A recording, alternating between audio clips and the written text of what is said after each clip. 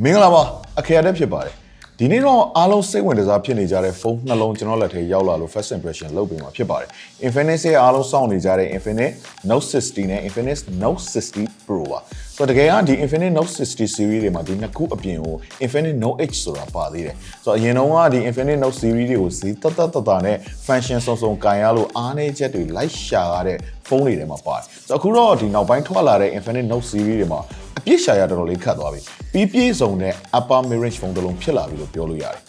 Infinix Note 60 Pro ကတော့ဒီထဲမှာအထူးခြားဆုံးပဲ Infinix ရဲ့ပထမဦးဆုံး Snapdragon chipset ထည့်ပေးထားတဲ့ဖုန်းလို့သိရတယ်ဆိုတော့ပိုကောင်းပြီးပိုတင်ငိမ်တဲ့ performance level တစ်ခုကိုဆွဲခေါ်သွားနိုင်ပြီ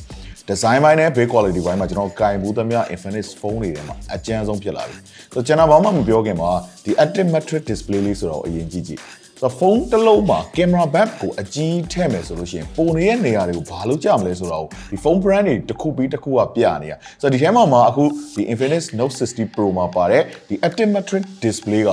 cute အဖြစ်ဆုံးလို့ထင်တယ်ဆိုတော့ dotted pixel လေးနဲ့ပုံဖော်ပေးထားတယ်ဆိုတော့ဒီနေရာမှာလည်းစိတ်ကြိုက် customize လုပ်လို့ရအောင်မယ်ဆိုတော့သူတို့မှာပါတဲ့အကောင့်လေးတွေကလည်းတော်တော်လေးချစ်ဖို့ကောင်းတယ် display ပြရုံနေမဟုတ်ဘူး game မှာဆော်လို့ရသေးတယ်ဆိုတော့ဒီဘက် ringless လေးထဲမှာလည်းဒါ RGB light ပါသေးတယ်ဆိုတော့သူကတော့ game ဆော့တဲ့အချိန်မျိုးတွေမှာလင်းအောင်လုပ်ပေးထားလို့ရတယ်ဆိုတော့ဒီ Active Matrix Display အကြောင်းကို full review မှာသေချာပြပြပေးမယ်အခုတော့ဒီဖုန်းတွေကိုစတွေ့လိုက်ရတဲ့အမြင်အကြောင်းလေးဆက်ရအောင်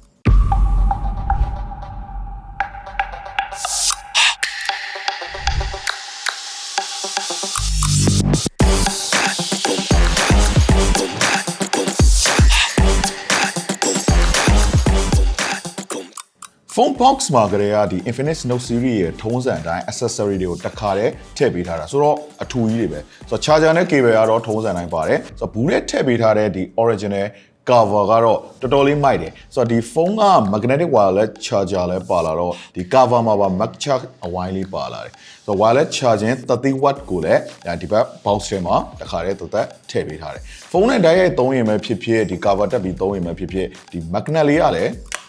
တော်တော်လေးမြဲတာကိုတွေ့ရတယ်ဆိုတော့ Infinix ဖုန်းတွေကိုကြိုက်တဲ့အချက်ကဖုန်းဝယ်လိုက်ရုံပဲဆိုတော့ကျန်တဲ့ဖုန်းနဲ့ပတ်သက်တဲ့ accessory တွေကတော့ဘာမှဝယ်စရာမလိုဘူးလက်တင်သုံးရုံပဲ Note 60 series တစ်ခုလုံးရဲ့ထူးခြားချက်ကဒီ design language တစ်ခုလုံးကိုပြောင်းသွားတာပဲအရင်ဒီ Note 50 series တုန်းကတော့ boxy ဖြစ်တဲ့ပုံစံမျိုးရှည်ရှည်မျောပုံစံဘက်ကိုသွားတယ်ဒီ Note 60 series တွေမှာကတော့ down တွေမှာrounded shape ကိုသုံးပေးထားတယ်ဒီ screen ရဲ့ bezel တွေကလည်းတော်တော်လေးကျင်းသွားလို့ဒီ design နဲ့ light တယ်လို့ပြောလို့ရတယ်နောက်တစ်ခုကဒီ Note 60 Pro ရော Note 60 မှာရော big quality ဘိုင်းအရာကောင်းတယ်ဆိုတာထက်သူစီတန်းမှာ perfect ဖြစ်လာတဲ့ big quality မျိုးဖြစ်လာတယ်glass sandwich design ကိုမှဒီအလဲမှာသုံးပေးထားတဲ့ frame က metal frame နဲ့လာတယ် frame ရဲ့ဘေးဘက်တွေကိုချိုးပေးထားလို့လက်ထဲမှာကန်ရတာ boxy ဖြစ်တဲ့ feeling ထောက်နေတာမျိုးတွေကိုမခံစားအောင်ဆိုတော့ဒီရှင်းနဲ့နောင်နဲ့ glass နေရာတွေမှာဒီအဆက်နေရာတွေကိုကြည့်လိုက်မယ်ဆိုလို့ရှိရင်သူရဲ့ big quality ဘိုင်းမှာတော်တော်လေးအားစိုက်ထားတယ်ဆိုတော့သိသာစေတဲ့ premium look လည်းဖြစ်လာတယ် big quality ဘိုင်းကောင်းလာတဲ့အခါမှာသိသာသွားတဲ့အချက်က hand feeling ဘိုင်းမှာပါကောင်းလာတယ်လက်ထဲမှာကြာကန်လို့အဆင်ပြေလာတဲ့ဒီ Note 60 Pro ရဲ့အလေးချိန်က 201g နဲ့အထူက 7.4mm အထူပဲရှိတယ်ဒီ Note 60 ကလည်း 199g နဲ့အထူက 7.4mm ရှိရဆိုတော့မတိမ်မရိမ်ပဲ 8mm barrier အောက်မှာရှိလို့ပုံမှန် plus size ultra ဖုန်းတွေထက်ပိုပြီးတော့ပါတယ်ကာလာပိုင်းကလည်းရွေးစရာတော်တော်လေးများတယ်ဒီ Infinix Note 60 Pro မှာ total 6ရောင်အထိရှိတယ်ကိုကြိုက်တဲ့အရောင်ရွေးပြီးဝယ်ရုံပဲဒီထဲမှာထူးထူးခြားခြားကအခုကျွန်တော်လက်ထဲမှာရှိတဲ့ Solar Orange ဆိုတဲ့အရောင်နဲ့ Torino Black ဆိုတဲ့အရောင်တွေဒီ Solar Orange အရောင်ကတော့အခုချိန်ထိ trend ဖြစ်နေတဲ့အရောင်လို့ပြောလို့ရတယ်သူရဲ့ design language နဲ့လည်း လိုက်ဖက်မှုရှိတယ်ကင်မရာဘမ်နဲ့ဒီ back cover တွေမှာ glass ကိုသုံးပေးထားလို့အရောင်ကျွတ်မာတွေပါလဲစိတ်ပူစရာမလိုဘူး Torino Black ဆိုတဲ့အရောင်ကတော့ဒီ Italy ရဲ့နာမည်ကြီး design company ဖြစ်တဲ့Pininfarina ကနေပြီးတော့ design ဆွဲပေးထားတာဆိုတော့ဒီ company ကတော့1930 ကလေးကရှိခဲ့ပြီးတော့ Ferrari ကားတွေကိုဆွဲပေးခဲ့တဲ့ design တွေကြောင့်နာမည်ကြီးတယ်အရောင်အတွဲဆက်တွေမှာလည်းတော်တော်လေးမိုက်တယ်ကင်မရာဘမ်ကတော့ဒါထူးထူးခြားခြားပဲပုံမှန်မြင်တွေ့နေကြပုံစံမဟုတ်တဲ့ outer cone shape ကိုသုံးပေးထားတယ်ဆိုတော့ဒီထဲမှာဒီကင်မရာ range တွေကို square shape 4000ဆန်ဆန်ပုံစံကိုသုံးပေးထားတယ်ဆိုတော့သူရဲ့ rounded shape ဖြစ်တဲ့ frame design နဲ့လည်း လိုက်ဖက်မှုရှိတယ် the flashlight ကိုပါဒီအောက်မှာ4000ပုံစံလေးသုံးပေးထားတယ်ဆိုတော့ဘေးဘက်မှာတော့ဒီ Active Matrix light တဲ့နေရာပေးထားတယ် Infinix Note 60 Pro အတွက်ဒီ exclusive feature ဖြစ်တဲ့အတွက်ဒါလေးထည့်ပေးထားတာတော်တော်လေးမိုက်တယ်ဒီ Note 60 အတွက်ကလည်း design ဘက်မှာအများကြီးပြောင်းလဲမှုမရှိဘူးသူ့မှာလည်းဒီ halo light ဆိုတာလေး ပါတယ်ဆိုတော့သူလည်းပဲဒါအယောင်9ရောင်နဲ့လာတယ်ဆိုတော့ဒီအလုံးကတော့ဒါ Miss Titanium လို့ခေါ်တယ် Note 60 Pro မှာလည်းဒီအယောင်ရှိတယ်ဆိုတော့ Infinix Note H ကတော့ဒီအယောင်4ရောင်နဲ့လာတယ်ဘေးပေါင်ကို metal frame နဲ့သုံးပေးထားပြီးတော့ဒီ Infinix ရဲ့ထုံးစံအတိုင်းဒီ frame မှာထည့်လို့ရသမျှတွေကိုအကုန်ထည့်ပေးထားတယ် frame မှာပါသမျှတွေကဒီ Note 60 Pro နဲ့ Note 60မှာအကုန်အတူတူပဲဒီ frame တစ်ခုလုံးမှာ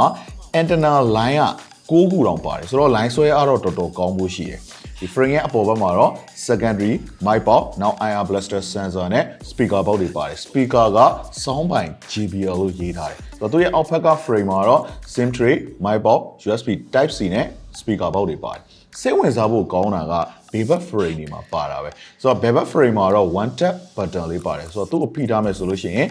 default ကအတန် mute တာလုပ်ပေးတယ် setting ထဲမှာတခြား function တွေအများကြီးကိုလည်းပြောင်းလို့ရတယ်ကိုကြိုက်တာထားလို့ရတယ်ခလုတ်နှိပ်လိုက်ရင် haptic feedback ကိုဖွင့်ထားမလားပိတ်ထားမလားဆိုတော့ရွေးလို့ရတယ်ဒီညာဘက် frame မှာတော့ power button နဲ့ volume up down ခလုတ်တွေပါတယ် power button ကိုကြာကြာဖိထားမယ်ဆိုလို့ရှိရင် Infinix ရဲ့ကိုယ်ပိုင် assistant Folus ကိုခေါ်လို့ရတယ်ဆိုတော့အဲ့ဒါရဲ့အောက်မှာတော့ထူးထူးခြားခြားပဲ heart rate sensor ကိုထည့်ပေးထားတာဖုန်းကိုစမြင်လိုက်တော့ကခလုတ်တစ်ခုလို့ထင်လို့ပြီးတော့မှ sensor ဖြစ်နေတယ် Infinix ရဲ့ My Health app နဲ့တွဲပြီးတော့ဖတ်လိုက်မယ်ဆိုလို့ရှိရင် heart rate blood oxygen နောက် heart rate variability နဲ့ stress တွေအကုန်လုံးကိုဖတ်ပေးတယ်ဆိုတော့သေချာတာကတော့ဒီဖုန်းကိုသုံးမယ်ဆိုလို့ရှိရင်တော်ရုံ smartwatch တွေကိုပါဝယ်ပြမလို့တော့Screen က 6.78 inches AMOLED panel ကိုမှ 1.5K resolution နဲ့ 144Hz refresh rate ထိပါတယ်။ဒါကဒီ Note 60 Pro မှာရော Note 60 မှာရောအတူတူပဲကိုသုံးပေးထား။ဒါကတော့တော်တော်မိုက်တယ်။ SoC ကဒီ Note 60 Pro မှာ Snapdragon 7X Gen 4ကိုသုံးပေးထားတယ်။ Note 60 မှာကတော့ MediaTek Dimensity 9400 Ultimate ကိုသုံးပေးထားတယ်။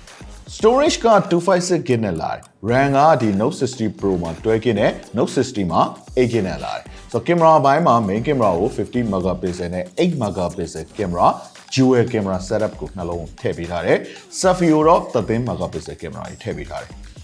6500 mAh battery ကိုဒီ Infinix Note 60 series ဖုန်းအားလုံးမှာသုံးပေးထားတယ်။ charging ကတော့ဒီ Infinix Note 60 Pro က 90W fast charging နဲ့အပြန်သွင်းလို့ရတယ်။ wireless charging 30W ကို Mac charge နဲ့အပြန်သွင်းလို့ရမယ်။ wireless charging ကလည်းဒီဘူးထဲမှာတစ်ခါတည်းပါတယ်။ Infinix Note 60 ကတော့ 45W charging နဲ့ 30W